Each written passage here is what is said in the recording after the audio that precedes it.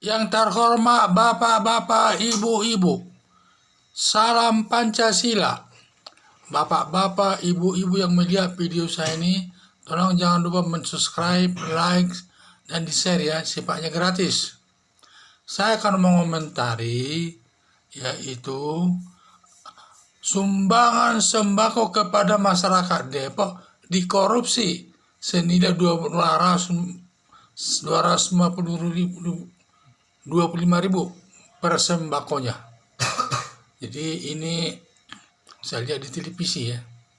Saya sumbernya televisi Metro TV ini diberitakan katanya di Depok itu ada pembagian sembako.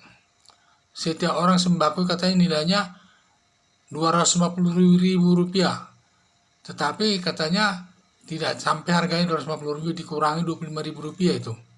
Jadi sini saya lihat berarti masalah virus corona ini yang sudah kondisinya membahayakan dan merisaukan masyarakat justru dimanfaatkan dalam pemberian sembako ini. Kalau benar sembako ini dari uang negara digunakan membeli itu, maka sembako itu dikorupsinya 25.000 per sembako. Kalau ada 50.000 orang yang dibagi-bagi 50.000 sembako, berarti nilainya yang dikorupsi adalah 25.000 dikali 500.000 sembako, berarti 1.250.000 rupiah. Jadi cukup besar juga. Jadi inilah. Jadi masalah ini sudah masuk tindak pidana korupsi. Diatur dalam pasal 2 Undang-Undang Nomor 31 Tahun 199 tentang pemberantasan tindak pidana korupsi. Ancamannya bagi yang melakukan ini merupakan perbuatan yang merugikan keuangan negara. Berarti ancamannya itu adalah hukuman mati seumur hidup dan hukuman baru maksimal 20 tahun. Jadi saya pikir masalah korupsi ini masih dimanfaatkan, tidak takut kita menghadapinya. Jadi bantuan ini kalau benar itu uang pemerintah ya. Jadi saya mengharapkan adanya penyuratan pengurangan 25.000 per sembako itu supaya diusut aparat penegak hukum. Dalam hal ini bisa polisi, bisa jaksa, bisa KPK, supaya diusut.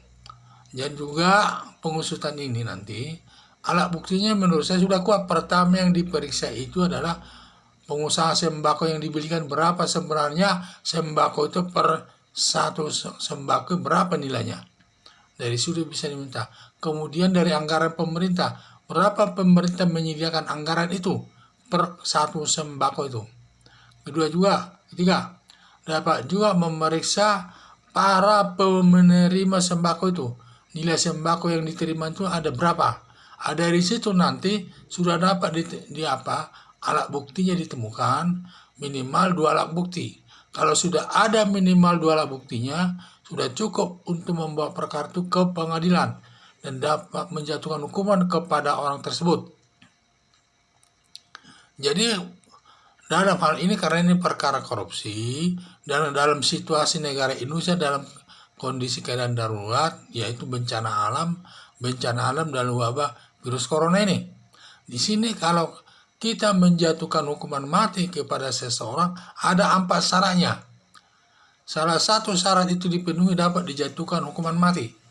4 syarat itu adalah: 1.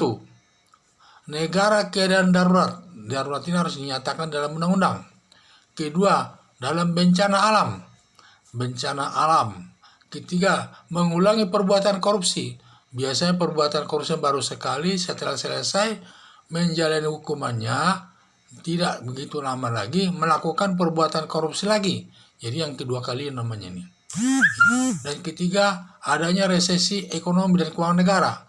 Jadi 4 syarat ini, salah satu dipenuhi syaratnya dapat dikenakan hukuman mati.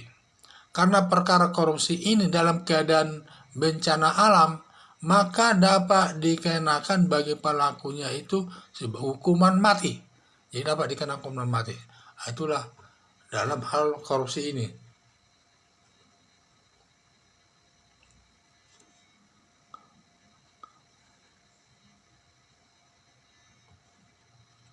Jadi pelaku korupsi yang terbukti melakukan korupsi sebesar 1.250.000.000 rupiah itu dapat dikenakan hukuman mati. Kalau memang dia terbukti di pengadilan, semua kita serahkan kepada masyarakat. Sebaiknya polisi, jaksa, KPK supaya mengambil tindakan tegas. Karena ini delik umum, delik biasa, tidak perlu ada pengaduan dari masyarakat.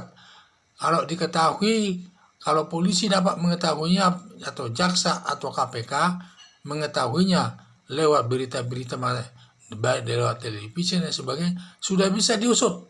Sudah ada dasar untuk mencari data tersebut karena sudah masuk ke media massa perbuatan tersebut dan harus ditindak dan harus diambil tindakan yang tegas sesuai dengan ketentuan hukum yang berlaku di Indonesia. Sekian dan terima kasih.